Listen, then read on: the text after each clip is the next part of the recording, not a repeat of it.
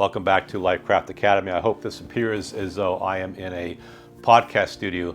Our topic today is achieving some cinematic focus on your background image, and we can do this pre or post production.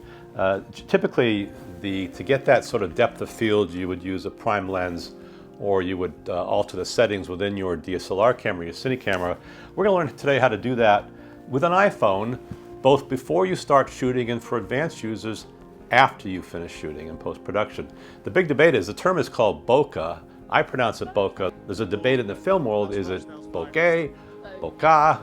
I'm going to go with bokeh. Okay. So let's just dive right in. Let's take a look at a couple of ways that we can achieve cinematic focus within Jetset. The inspiration for our backdrop today is a YouTube channel that I came across where the creators were showcasing their home-built recording studio. I liked the design and color scheme and used a screenshot to inspire Midjourney.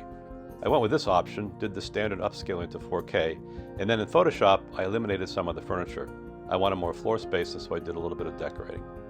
Adding a couple of posters to the wall replaced the AI-inspired posters, and I added a melody graphic to the wall as well. When I want to create scenes with that cinematic bokeh appearance, I do the following.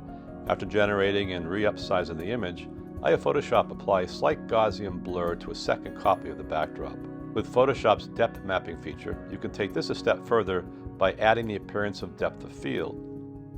For this example, I wanted the blur to begin far enough into the image background that blur began midway through the second poster. I would then upload the original and the two blurred images to Jetset.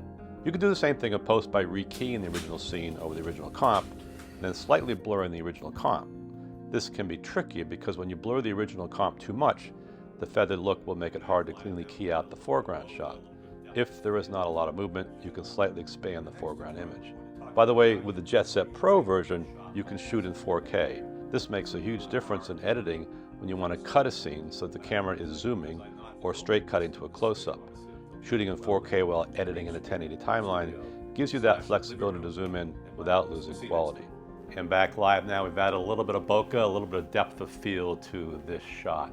In the next tutorial, we're going to talk about how you can relight a shot like this to make it appear as though you really are in the kind of studio that I'm using as a backdrop today, because I'm not filming this in this studio. Obviously, I'm filming it in a well-lit green screen studio / living room in my home. So we'll see you next time.